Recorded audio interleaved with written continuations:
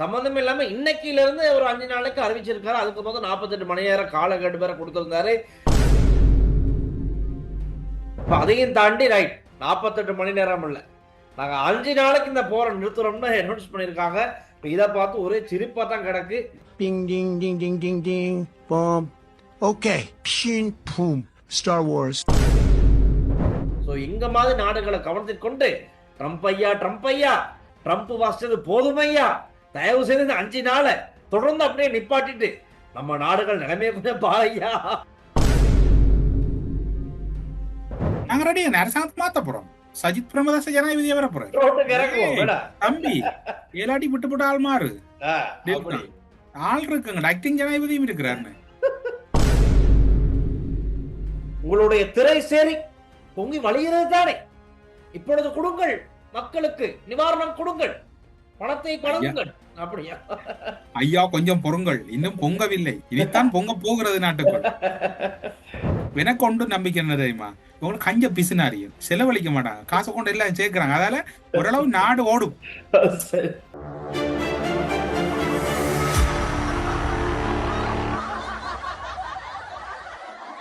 Rhino ரூஃபிங்கிடமிருந்து Rhino Premier Roofing தீர்வுகள். வெளிநாட்டில் இருக்கும் உங்களுக்காக இலங்கையில் இருக்கும் உங்கள் பெற்றோரின் ஆரோக்கியத்தை எங்கள் சொந்த பெற்றோரை போல அன்புடன் நாங்கள் பராமரிக்கின்றோம். மெடி பிளேஸ். ஹலோ அண்ணா, வணக்கம். வணக்கம் வணக்கம். வெங்கப்பா 2 நாளா காணல, மக்களோடையும் மண்ணோடையும் காணல உங்களை. சரி, அது 2 நாளுக்குள்ள பெரும் பரபரப்பாயிருது. இந்த வடக்கிலையும் கிழக்கிலையும் பதிவான சம்பவங்கள். அதோட நாங்க முதல்ல ஸ்டார்ட் பண்ணிடுவோம். கொஞ்சத்துக்கு முதல் அப்டேட் இது என்னன்னு சொன்னா, 5 நாளைக்கு விடுமுறை. எதுல விடுமுறைனா போருக்கு விடுமுறை ட்ரம்ப் அறிவிச்சிருக்காரு.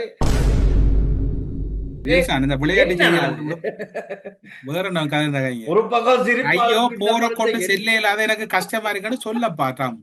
இப்ப இதுக்கு சில பேர் கம்மி சுத்த வருவாங்க. அவர் பின்வாங்கி இருக்கிறார், தந்திரோபாய பின்வாங்கல் அடிக்க போறார் பலமாண்டு. இல்ல, ஆனா அவர் சொன்ன மாதிரிக்கு 48 மணி நேரம் காலக்கெடு கொடுத்திருக்கோம். நீ ஆர்மூஸ் நீரிணையை துறக்காட்டி நாங்க அடிப்போம், மின்சக்திய எல்லா பவர் பிளான்டேஷனுக்கும் அடிச்சிடுவோம் அப்படின்னு. இப்ப அதுவும் தடையாகிடுச்சு. இது என்ன காரணம்? ஏன் திடீர்னு பின் வாங்குறாரு? அவர் சொன்னார், நீ பிரச்சனை இல்ல, அதை அடிச்சு உட ஈரான்ல. நான் இருக்கிற இன்டர்நெட் சர்வீஸ் கூட அடிச்சு நூத்து விடுவேன். நீ மடி நானும் அடிக்கிறேன். இன்னொன்னு சொன்னா, 48 மணி நேரம் நீ என்னதான் செஞ்சாலும் நான் இதை பெர்மனண்டாவே முடிடுவேன், நீ என்ன செய்வ அப்படிங்கிற மாதிரி சொன்னோம்னா இது இன்னும் யோசிச்சு பார்த்துருக்கு. இன்னைக்கு இது சரி வராது போல தெரியாம கைய வச்சுட்டோம். இது எங்க போய் முடிய போதோ தெரியல. ஆனா அண்ணா நான் சொல்றேன், இப்ப ட்ரம்புக்கு இதை முடிச்சுக்க இல்லை, அதுதான் பிரச்சனை. இப்ப இவர் இப்படித்தான் என்ன சொல்லுங்க, சேத்துல இறங்கின மாதிரி தான் நிக்கிறார். காலை தூக்கவும் மேலாது வைக்கவும் மேலாது. அதுதான் நிலைமையா இருக்கு.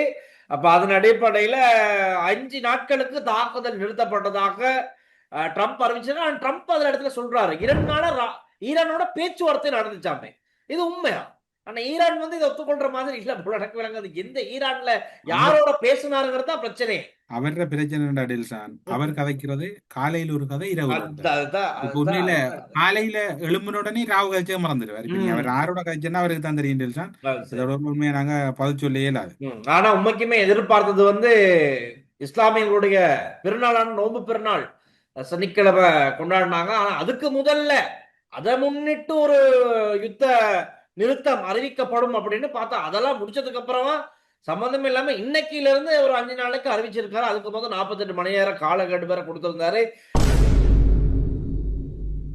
அதையும் தாண்டி ரைட் 48 மணி நேரம் இல்ல, நாங்க 5 நாளைக்கு இந்த போரை நிறுத்துறோம்னு அனௌன்ஸ் பண்ணிருக்காங்க. இதை பார்த்து ஒரே சிரிப்பா தான் கிடக்கு. சிரிப்பு இருக்கட்டும், ஈரான் தூதுவரை சொன்ன தகவல் உங்களுக்கு அனுப்பி இருக்கிற வாசிச்சு காட்டுங்களேன். நீங்க வாசிங்க, என்ன சொல்லியிருக்காருன்னு சொல்லுங்க.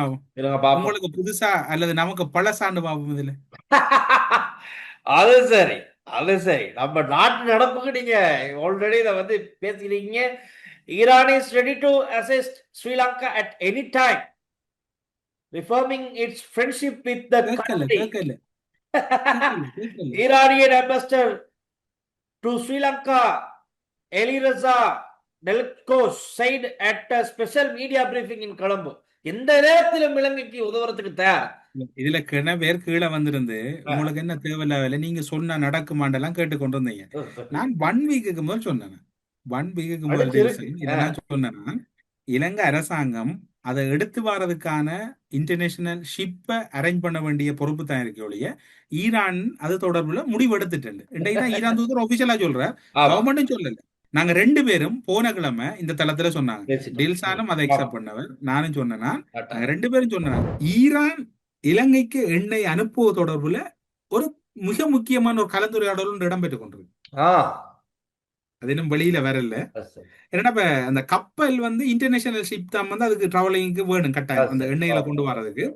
இப்ப ஒரு குறிப்பிட்ட கடல் எல்லையை கடக்க வேண்டி இருக்கு. இப்ப இலங்கைக்கு அந்த கப்பல் கொடுக்கறதெல்லாம் தாமதம் இருக்குது. இந்த அவங்களுக்கு கம்பெனிகள் இல்லை இலங்கைக்கு. இலங்கைக்கு ஏதாவது ஒரு கம்பெனி கப்பல் கொடுக்குமா இருந்தா ஹர்முஸ் நீரிணை ஊடாக இலங்கைக்கு கப்பல் வர்றதுக்கு இது மிகவும் ராஜேந்திர மட்டத்துல பேசப்பட்டு கொண்டிருக்கக்கூடிய விடயம். இலங்கை இதுல எங்க இப்ப நான் நினைக்கல, சில விட அவங்க இதை விட அடுத்த வேகமா போயிருப்பாங்க இந்த விஷயங்கள்ல. இவங்களுக்கு ஈரான் எண்ணெயை விநியோகிக்க தயார். ஆனா அந்த கப்பலை இவங்க எங்கேயாவது இன்டர்நேஷனல் கம்பெனிகள்ட்ட அரேஞ்ச் பண்ணணும். அரேஞ்ச் பண்ண ஈரான் எங்க எண்ணெய் இல்லாட்டியும் இலங்கையில எண்ணெய் இருக்கு. இப்ப இருக்கிறது நெருக்கடி நிலைமை. நாங்க ஏறி போட்டு மிதிச்சிட்டு போக தயார் இல்லை. ஏன்னா அதோட அனுர அரசாங்கம் ஈரான் கப்பல் தாக்குதலை அடுத்து கையாண்ட விதம், 2வது கப்பலை காப்பாத்தின விதம், அதெல்லாம் வச்சு பார்க்கும்போது ஈரான்கிட்ட இருந்து ஒரு நட்பு ரீதியா நம்மளை கைவிட மாட்டாங்க, உதவுவாங்க. நிச்சயமா இது ஒரு நல்லிணக்கத்தின் அடிப்படையில இன் ரிட்டர்ன் நமக்கு ஒரு நல்ல இது கிடைக்கும். இன்னும் ஒன்றையும் சொல்றேன்.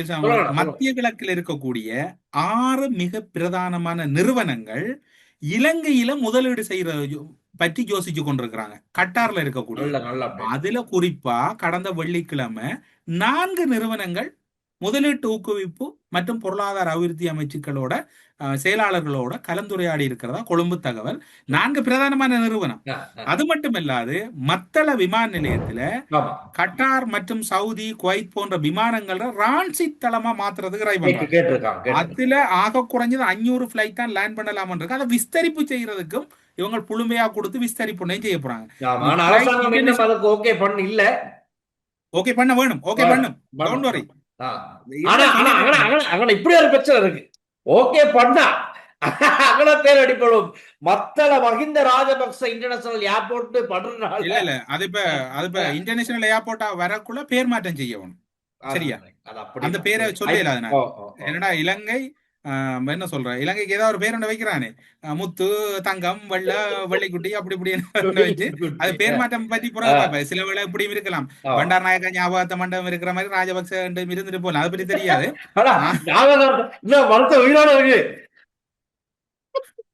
இல்ல ஞாபகத்த மண்டபம் பண்டார் நாயக்கா இருக்கிற மாதிரி ராஜபக்ச விமான நிலையம் அது இருக்கட்டும். அது வர பிரச்சனை, அது இருக்கட்டும். இப்ப என்ன சொன்னா 500 விமானம் தான் அதுல சர்வீஸ்ல ஈடுபடலாம்னு சொல்லப்படுது. அதை விஸ்தரிப்பு தொடர்பாகவும் கலந்து நான் கூட சொல்றேனே, இதுல கேட்கிற மக்களுக்கும் இலங்கையில 2-3 விஷயங்கள் இப்போது ஒரு சாதக நிலையை நோக்கி நகர்ந்திருக்குது. அதுல ஒன்று, மத்திய கிழக்குல முதலீடுகள்ல இருந்த நிறுவனங்கள் இலங்கைக்குள்ள வரப்போகுது. அதுல ஒரு சில நிறுவனங்கள் வடக்கு கிழக்கு முதலீடு, மலையக முதலீடுகளை நோக்கி நகரப்போகுது. இலங்கை முழுவதும் இந்த அரசாங்கம் தெளிச்சு விட போது முதலீடுகளை. அடுத்தது விமான நிலைய ரான்சிட். இந்த விடயத்தை அரசாங்கம் வெளியில சொல்லல, ஆனா டீப்பா டிஸ்கஸ் பண்ணி கொண்டிருக்கு. நிச்சயமா.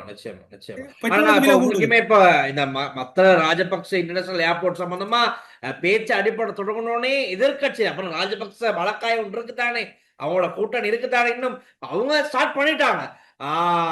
ராஜபக்ச கட்டுன மத்தள இன்டர்நேஷனல் ஏர்போர்ட்டோட அருமை இனித்தான் தெரிய போகுது அப்படின்னு அவங்க தம்பட்ட பாசிக்கு தொடங்கினதாங்க.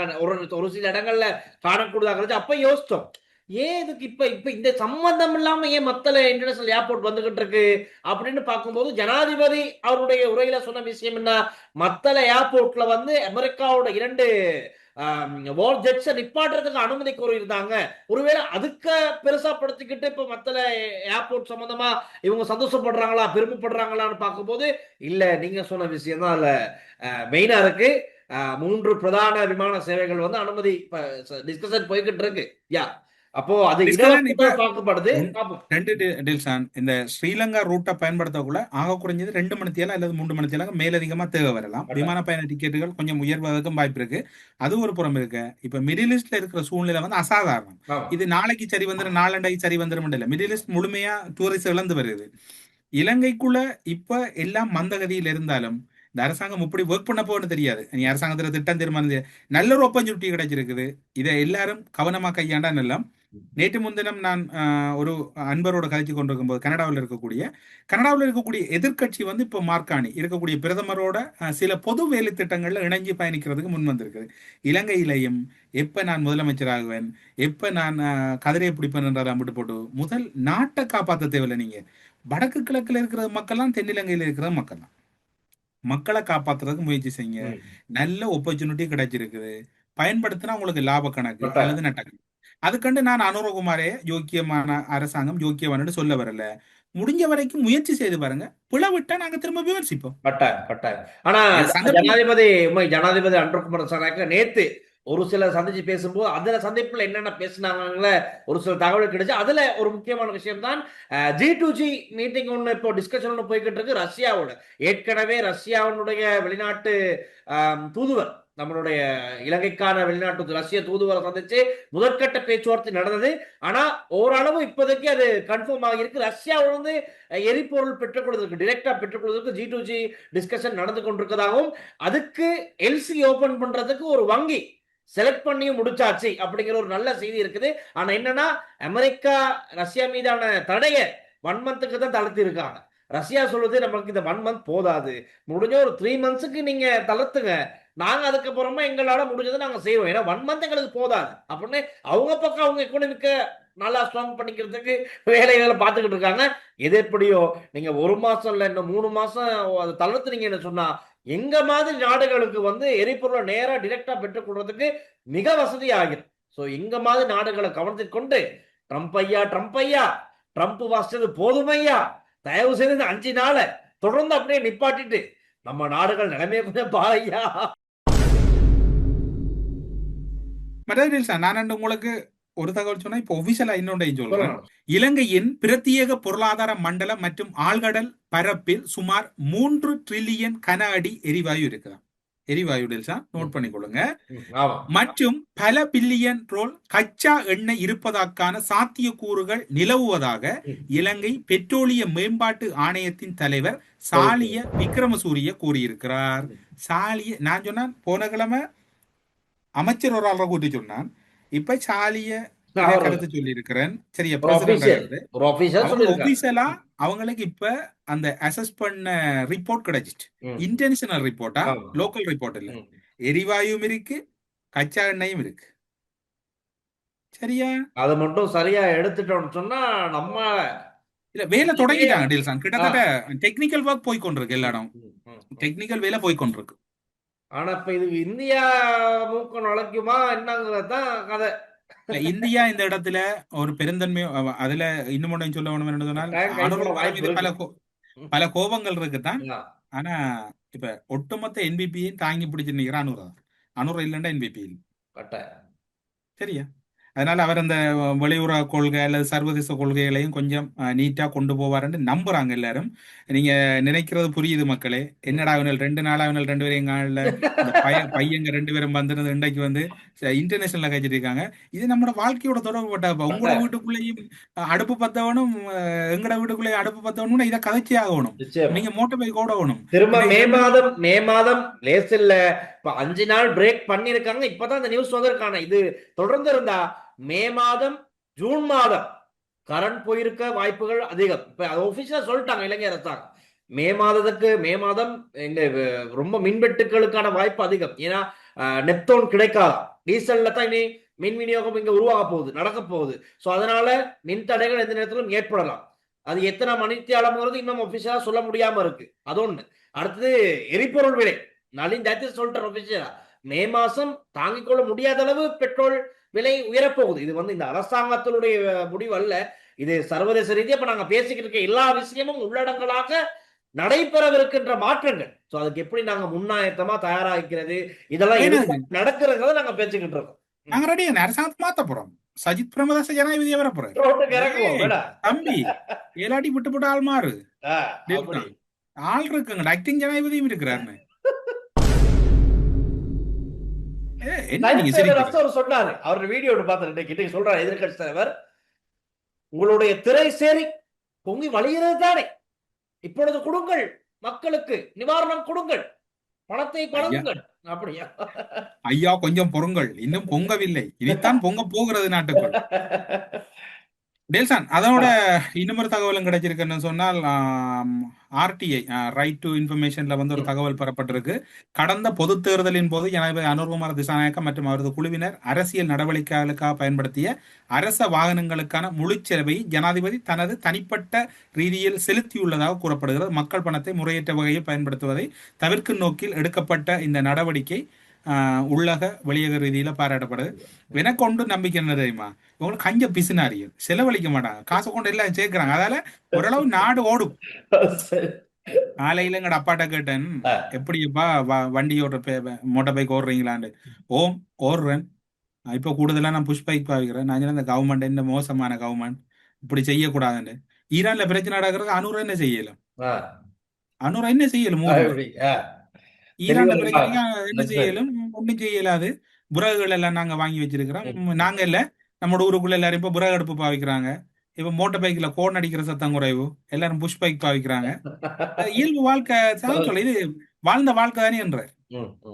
ஆனா அந்த அந்த செய்தியோட நான் இதே சொல்லிடுறேன். இப்போ பெட்ரோல் விலை அதிகரிச்சுட்டாங்க, அதோட சேர்த்து இன்னைக்கு தான் ஏனைய சேவைகள் பொருட்களோட விலைகள் கொஞ்சம் உயர்ந்திருக்கு. அதன் அடிப்படையில் அனைத்து பேக்கரி உற்பத்தி பொருட்களின் விலைகளும் 10 ரூபாவால் அதிகரிச்சிருக்கு. இன்னும் நள்ளிரவு முதல் பான் உட்பட எல்லா பேக்கரி ஐட்டம்ஸ் விலையும் 10 ரூபாய் அதிகரிக்கு. அதே மாதிரி முச்சக்கர வண்டி கட்டணம் 10 ரூபாவால் அதிகரிக்கப்பட்டிருக்கு. 100 ரூபாயில ஆரம்பமாகிறது, இனி 110 ரூபாயில ஆரம்பமாகும். அதுக்கப்புறம் 80-90 ரூபாயா மாறும். அப்படி இப்படி போகுது. என்ன செய்ய, இனி எல்லாருமே முகம் கொடுக்கக்கூடிய சூழலுக்கு தள்ளப்பட்டிருக்கு.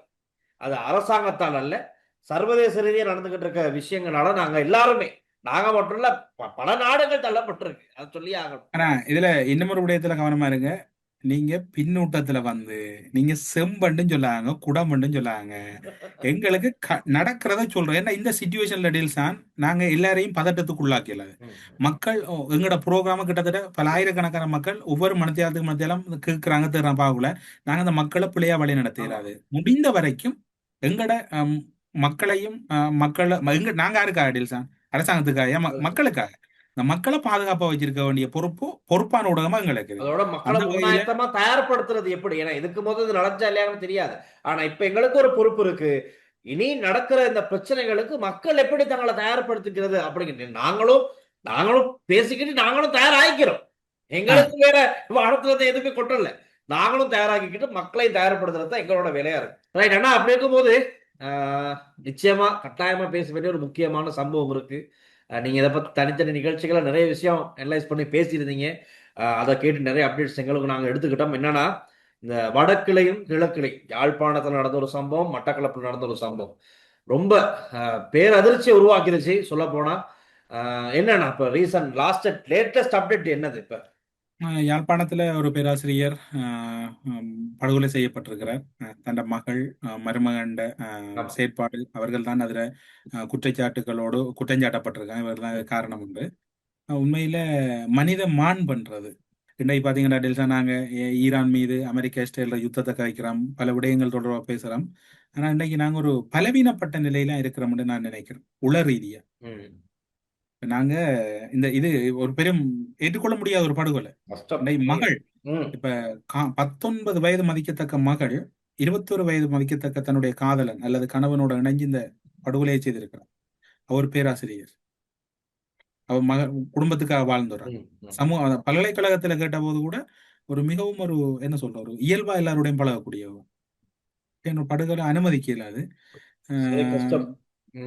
பிள்ளைகள் ஒரு ஆலோசனை இதுல சொல்லக்கூட வேணும்னு சொன்னால், நாங்க அந்த புலம்பெயர்ந்த நாட்டுல இருந்தாலும் டெல்சான், அம்மா அப்பா அந்த உறவுன்றதை வந்து அடிக்கொருக்கா உச்சரிக்கிறோம். இப்ப எல்லாரையும் பழுதாக்குறது என்னன்னு சொல்லுங்க. உங்கள்ட்ட ஒரு கேள்வி, எல்லாரையும் பழுதாக்குறது இது இன்றைய அளவுல தெரியுதாண்ணா? சோசியல் மீடியா அதுல இருக்க விஷயங்கள், டிக்டாக் ரீல்ஸ், இன்ஸ்டாகிராம் ரீல்ஸ், பணம், அதுல பார்த்து நாங்க ஆசைப்படுற விஷயங்கள். இப்ப பணம் மெயின் ஆகுதுன்னா இப்ப டிக்டாக்ல ஒரு மாடர்னா ஒரு விஷயத்த பார்த்துட்டு அடே இதை நாங்க ட்ரை பண்ணி பார்ப்போம் அப்படின்னு அதை நான் தேடுறதுக்கு படத்தை தேடுறது. நான் இந்த இடத்துல ஒன்றை சொல்ல வேணும் சார். ரெண்டு தனிப்பட்ட வாழ்க்கை உறவுல என்னட்ட கேட்பாங்க, நீங்க யாரை பின்பற்றுறீங்க, நீங்க யாரை போல வாழ ஆசைப்படுறேன். நான் சொல்லுவேன், நான் ஒரு மனிதனா என்ன போல வாழத்தான் எனக்கு ஆசை. எனக்கு இயேசுவை பார்த்து படிக்க ஆசை, அல்லது குர்ஆனை படிக்க ஆசை, பகவத்கீதையை படிக்க ஆசை, எல்லாத்தையும் படிக்க ஆசை. ஆனால் அதுல இருக்கிற நல்லதை எடுத்து நானா வாழணும். இப்ப கன பேர் என்ன சொல்ற ரியாக்ட் பண்றது வேற மாதிரி, அதான் கிட்டத்தட்ட உடைகிறது. இப்ப சமூகத்தில் நடக்கிறோம் அதான் டெல்சன். ஒரு தரம் தங்கட நிலையிலே இல்ல. இப்ப டெல்சன் இன்றைக்கு மோட்டார் பைக்ல போனா, நான் எப்படா மோட்டார் பைக் வாங்குறேன், இல்லை எப்படி குறுக்கு வழியில வாங்குறேன். கொழும்புல அந்த உங்களுக்கு ஞாபகம் இருக்கு, அந்த யாழ்ப்பாணத்துல ஜே.கே. பாய் கைது செய்யப்பட்ட ஒரு சில இளைஞர் 19-20 வயது மதிக்கத்தக்கவர்கள், நாங்க வெளிநாடு போகணும் இவங்களுக்கு உதவி செய்தது, நாங்க கார் வாங்கணும் உதவி செய்தது, அந்த நாயோடைய எல்லாம் முடிவட்ட ஞாபகம் இருக்கு. சூழ்நிலையை பாருங்க. இந்த பேராசிரியர் படுகொலையில அதான் பேசப்படுது தானே. ஏதோ ஒண்ணுக்கு ஆசைப்பட்டு இதுக்கு துணையா போறாங்க. இதான் நடக்குது. முடிஞ்ச வரைக்கும் அதே மாதிரி மட்டக்களப்புல பாத்தீங்கன்னா சம்பவம் அதை பார்க்கவே முடியாது. அந்த விஷுவல்ஸ் ஐயோ சொல்லி வேணும். அது படத்துல மாதிரி அவங்க திருட்ட தொழிலா செய்திருக்கிறாங்க. என்ன செய்யறது? இதெல்லாம் அனுமதிக்கல டெல்சான். இதுல திரும்பவும் சொல்றோம் ஒரே ஒரு கருத்து. ஆனா வடக்கு கிழக்கு ஒரு காலத்துல எப்படி இருந்துச்சு அப்படிங்கறது இன்னைக்கு நாங்க அதுக்கண்டு ஒரு ராஜா இருந்தாரு தானே டெல்சான். அதுக்கண்டு ஒரு ராஜா இருந்தார். அந்த ராஜா கண்ட சில ஒழுக்கங்களை வகுத்தார். இப்ப நம்மட வீட்டுல நம்மட அப்பா குடும்ப தலைவன் இருக்கக்குள்ள அந்த குடும்பம் எப்படி இருக்கு, அம்மாவும் அப்பாவும் இருக்கக்குள்ள ஒரு அழகா இருக்குமே. அவங்க இல்லாத போதுன்றது ஒரு மனித வாழ்க்கையிலே நினைச்சு பார்க்க முடியாத பெரியது. அது போல இப்ப கணக்க தேவையில்லை. இலங்கையில 75 வருடம் ஆட்சி செய்த ஜனாதிபதி மேராரு திருட்டு பயலுகள். இப்ப அனுரேதம் அரசியல் ரீதியா கருத்து வேறுபாடுகள் கணக்கு இருக்கு. இந்த களவு பொய் அது இல்லாம போகுது என்ன. வடக்கு கிழக்குல ஒரு டிசிப்ளின் இருந்தது, அதுக்கண்டு ஒரு மாண்பு இருந்தது, அதெல்லாம் சீரழிஞ்சிட்டு எல்லாம் சீரழிச்சிட்டாங்க. அதுக்கு நிச்சயமா இப்ப இருக்க அரசியல்வாதிகளும் பதில் கூறியாக வேண்டும். இல்லாமல்ல மக்கள்கிட்ட கருத்தை இப்ப டெல்சான் நானும் நீங்களும் இந்த தளத்தில இருந்து சொல்லக்குள்ள மக்கள் எங்களை பார்த்து விமர்சனம் முன்வைச்சாலும் எங்களை பார்த்து ரசிக்கிறேன். எங்கள்கிட்ட ஒரு என்ன சொல்ற, எங்கள்கிட்ட ஒரு தனிப்பட்ட வாழ்க்கை சுத்தம் இருக்கணும். நாங்க ஒரு பொது வாழ்க்கைக்கு எங்கள்கிட்ட அதே இல்லை, அற ஒழுக்கமே இல்லை அரசியல்ல. இன்றைக்கு ஒரு தண்ட பதவியை குறுக்கு வழியால புடிச்சு வச்சுட்டு அவனை விட மாட்டேன். இதெல்லாம் என்ன ஒழுக்கம்? இதெல்லாம் எங்களோட சமூக சீர்கேட்டுக்கு பிரதான காரணம். இப்ப ரொம்ப நாட்டை ஒழுக்கி இருக்கு. சிங்கள, தமிழ், இங்கிலீஷ்னு எல்லா ஊடகத்திலையும் இந்த 2 சம்பவம் ரொம்ப பிரதான செய்தியா பார்க்கப்பட்டுச்சு கடந்த 2-3 நாட்களாக. சோ மனிதம் செத்தத்துக்கு சமனா தான் இந்த சம்பவங்கள் நடந்திருக்கு. கொஞ்சம் இல்லையா அப்படிங்கறதான் கேட்கறேன். ரைட், அது இளமா இருக்கலாம், அந்த தாலி கொடியை பிச்சுட்டு அவங்கள கிணத்துல தள்ளி விட்டதா இருக்கலாம், அந்த 2 வயசு குழந்தையாக நடு காட்டுல விட்டுட்டு போனதா இருக்கலாம். என்னடாப்பா செய்றீங்க? ரொம்ப சோக வாழ்க்கையா இருக்கு. இப்படியே போனுச்சுன்னா இது எங்க போய் முடியும்னு தெரியாது. ஆனா சட்டம் சரியா தன் கடமையை செய்யணும் இவங்களுக்கு எதிராக. அவ்வளவுதான் நம்மளுடைய. என்ன பொறுத்தவரையில மதிப்புக்குரிய நீதிமன்றம் மிகவும் வேகமாகவும் விரைவாகவும் இந்த விடயங்களை கையாண்டு கொண்டிருக்குது. உங்களுக்கு ஞாபகம் இருக்கும், வித்தியாவுக்கு வழங்கப்பட்ட தீர்ப்பு அந்த விரைவாக வழங்கப்பட்ட தீர்ப்பா இருக்கலாம். இந்த விடயங்கள்ல நீதிமன்றம் தன்னுடைய கடமைகளை வேகமா செய்து கொண்டிருக்கு. உண்மையில் அந்த வகையில நாங்க அதை பாராட்ட வேணும். இப்ப நீங்க வேலை முடிஞ்சோன்னு என்ன சொல்றீங்க? அண்ணன் அவருக்கு போகும்போது அம்மாவை பார்த்துட்டு போகணும், வரும்போது அம்மாவை பார்த்துட்டு வரணும், அம்மாவுக்கு ஒருக்கா கதைக்க வேணும். நான் என்ன சொல்றேன் டில்சான், அம்மாவோட அப்பாவோட பேசணும், அப்பாவோட பேசணும். இந்த என்னண்டு டில்சான், ஒரு புள்ள ஒரு தாயிர கையில ஒரு சொட்டு சுடுதண்ணி பட்டாலே எனக்கெல்லாம் அம்மாவுக்கு வருத்தம் துடிச்சு போயிடும். இயலாது, அப்படி இருக்க இயலாது. அம்மாக்கோ மனைவி நம்ம ஆரண்டாலும் எப்படி டில்சான் 2 காலையும் அமர்த்தி பிடிக்க அவங்களுக்கு மனசு தெரியா. அந்த பொடியின ஸ்டேட்மெண்ட் வச்சு பார்க்கும்போது அது ரொம்ப சிந்தனைக்கு தோண்டுது. இது என்னடா, என்ன மனசாட்சியை வச்சுக்கிட்டு அவங்க இப்படி செஞ்சாங்கிறது. பேசி வேலை இல்லை, நாங்கள் அதை கடந்து போவோம்னா. நான் இனியும் நான் சொல்றேன், தயவு செய்து இனி இப்ப நம்மளோட இளம் சமுதாயம், இப்ப இந்த நிகழ்ச்சிகள் பார்த்துக்கிட்டு இருக்க குடும்பங்கள் நிறைய பேர் பார்த்துக்கிட்டு இருப்பீங்க. தயவு செய்து உங்க வீட்டுல இருக்க பிள்ளைகள் நீங்க ரொம்ப கண்ணோட்டமா பாருங்க. ஏன்னா உங்க பிள்ளைகள் எவ்வளவு நல்லவங்களா இருந்தாலும், சிறப்பா இருந்தாலும், நல்ல கல்வி செயற்பாடுகள், இனிய கல்வி சார்ந்த செயற்பாடுகள்ல அவங்க சிறப்பா இருந்தாலும், வெளியில இருக்க சமுதாயம் நிறைய மாற்றங்களை கண்டுருச்சு. ஸோ இவங்க பிள்ளை வெளியே போனா அந்த சமுதாயத்தின் மூலமா மாற்றப்படுறதுக்கு நிறைய வாய்ப்புகள் இருக்கு. தயவு செய்து இன்னும் சற்று ஆழமா அக்கறையா பாக்குறதுக்கு உங்க கையில தான் இருக்கு.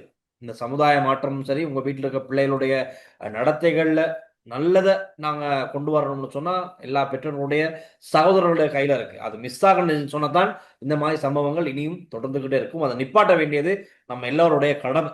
நம்ம வீடு மட்டும் இல்ல, பக்கத்து வீட்டையும் நாங்க பார்ப்போம்.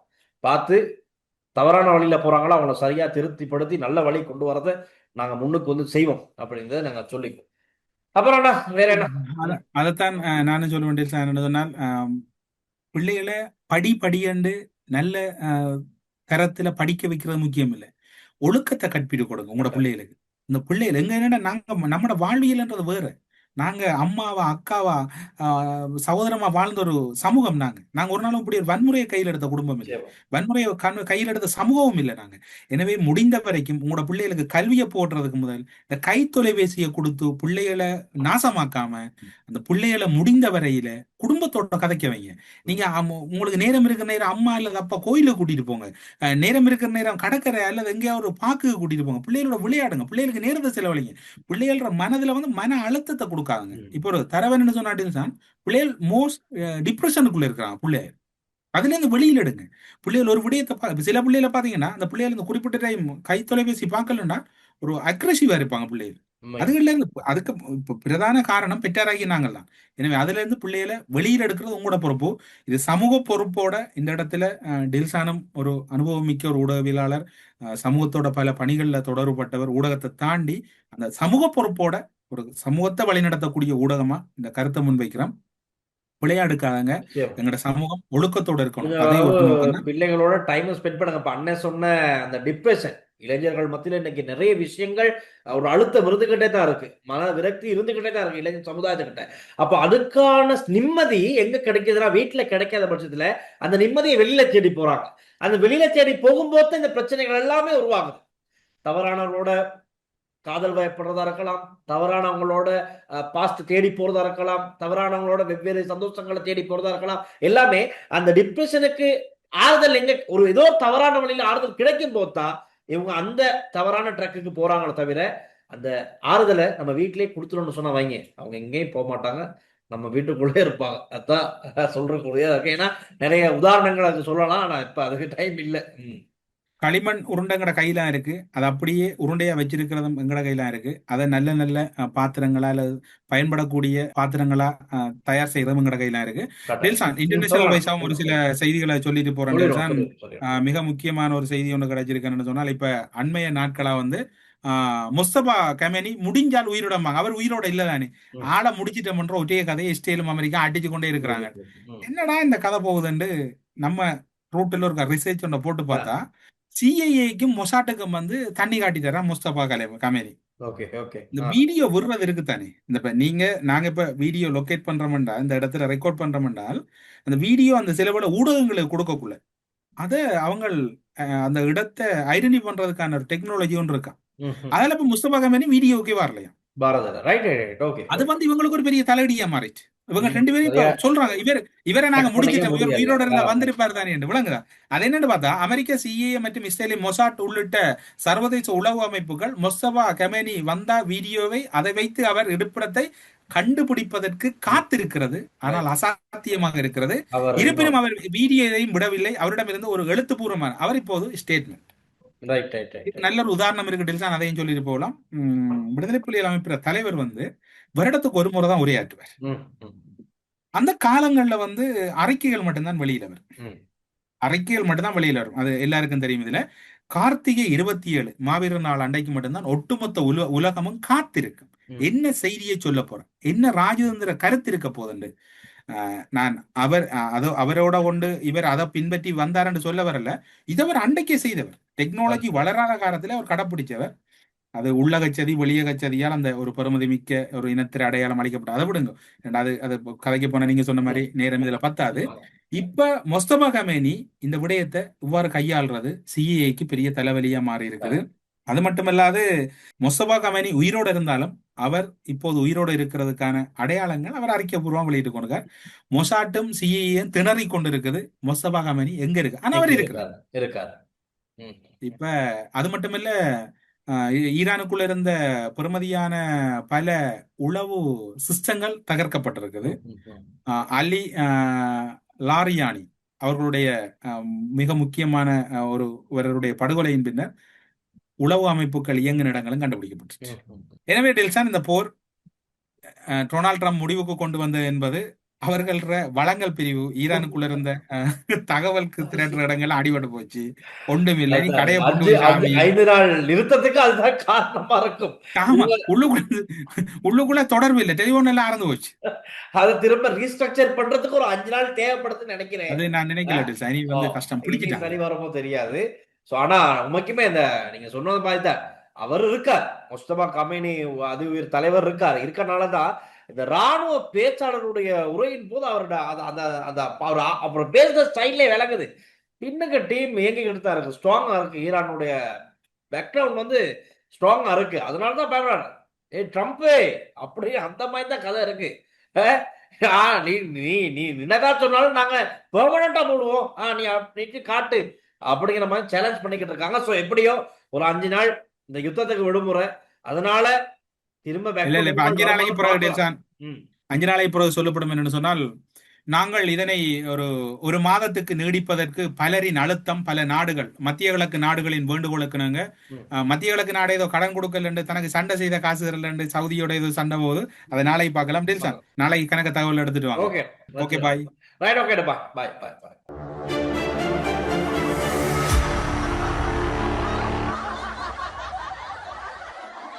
ரைனோ ரூஃபிங்கிடமிருந்து ரைனோ பிரீமியர் ரூஃபிங் தீர்வுகள். வெளிநாட்டில் இருக்கும் உங்களுக்காக இலங்கையில் இருக்கும் உங்கள் பெற்றோரின் ஆரோக்கியத்தை எங்கள் சொந்த பெற்றோரைப் போல அன்புடன் நாங்கள் பராமரிக்கின்றோம். மெடி பிளேஸ்